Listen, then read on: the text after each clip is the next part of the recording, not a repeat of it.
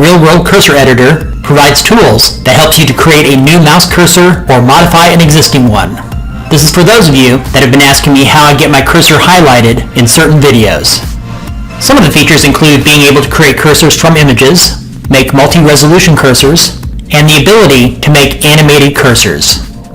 Some screen recorders, like OBS Studio and others, don't have the option to highlight a mouse cursor. That's where the software comes in handy. I'll show you quickly how I created the cursor that I am using right now. In the left pane, click on Create.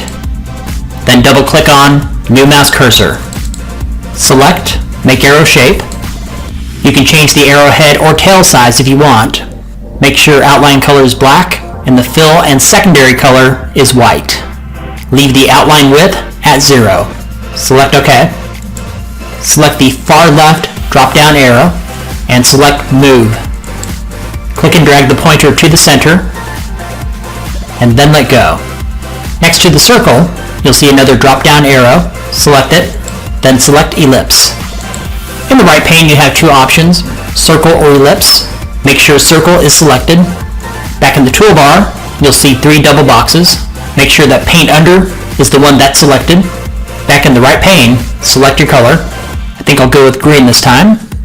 Then select the opacity in the bar to the right. Move your cursor to the main window, where it will turn into a crossbar.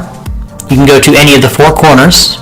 I'll start with the upper right corner, and then click and drag to the opposite corner. Then let go. When you're done, select File, then Save. Select your save location and name your file.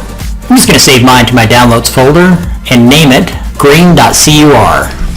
It must end with .cur. Select OK and close out the program.